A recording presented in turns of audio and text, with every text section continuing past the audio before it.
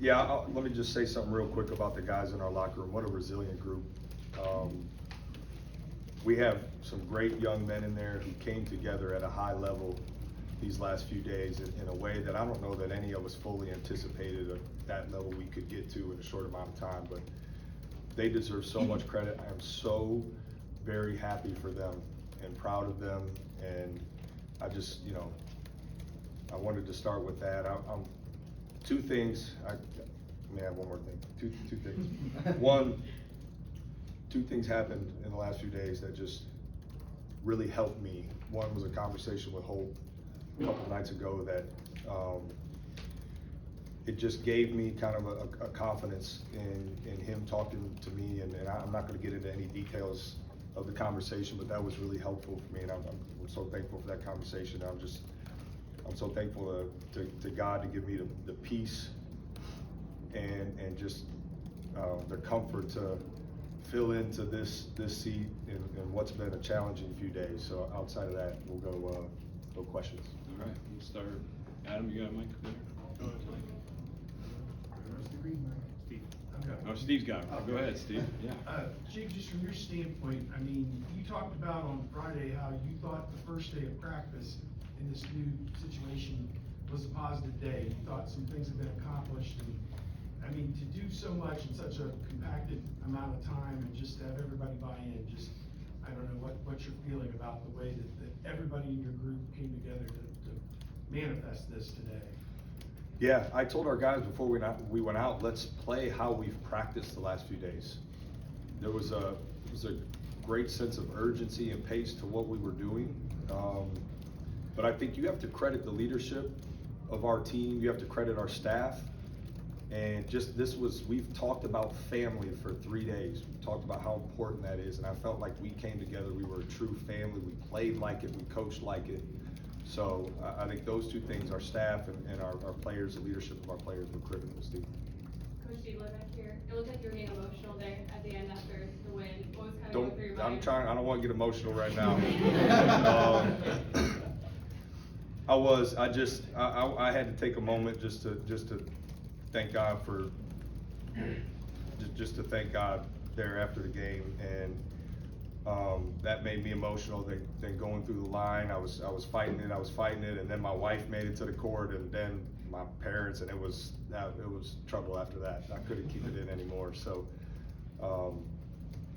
yeah, but I don't want to get too into those details because I will get emotional again. Okay, all right. What was the difference today in your eyes than maybe some of these recent games? Obviously, you have a lead, Purdue starts to cut into it. There's the chance to maybe have some of those same demons, but you guys don't. What was it? We've talked about for 3 days of putting ourselves in the position you're talking about, where we have a lead down the stretch, and the motto all week has been stay aggressive and keep swinging. Told Roddy Gale after the game, I got no problem with you taking that three because you were open, you're a good player, like step up and swing and knock it down next time. And I think that mentality, was our guys embraced that. And obviously, listen, Jamison Battle was clutch down the stretch, Bruce Thornton hitting free throws. I wish I could say like it's just some miraculous coaching at that point, but good players stepped up. And I think the biggest thing was just the collective mentality of our family out there was we were going to stay aggressive the whole game no matter what. Bruce pointed to that three as well as if he makes it, what happens then? He's okay with that being taken. How much is that the fine margins of this season where sometimes those threes don't go down? Today it didn't matter, but sometimes it has. Is that just like what college basketball is, especially in the Big Ten? In this league, the margins are so small. So small. And that's why, each day we're going to keep fighting to have a mentality moving forward. And I hope we make all those the rest of the season. If we don't, we're going to stay aggressive. We're going to keep swinging. We were, I was really proud of just our aggressiveness defensively. I thought that was really good. But that's just kind of how we just want to be about that mentality moving forward. Right here. Jake, congrats on the win. Thank Bruce you. said after the first media timeout, your hands were shaking. What was going through your mind in the first 5-10 minutes of the game? Yeah, I'm tired right now. I feel like I coached really probably too hard in a couple instances, but you know, one of the guys on our staff comes up to me, he's like, "Are you okay?" I'm like, "Yes, I'm fine, I'm fine." He's like, "Well, you look a little flushed." I'm like, "Well, I'm hot, and I've been coaching hard, you know," but I was nervous going into this game. There's, you know, be just full transparency, I was nervous, absolutely. But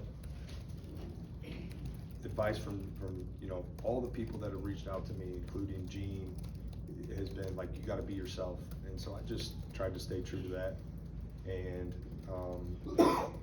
that was, yeah, he's probably right. I didn't know my hands were shaking. I'll try and maybe hide that a little bit better next time. Just know for you about Bruce, he and Lance were really going out a lot in the first half on offensive and defensive end.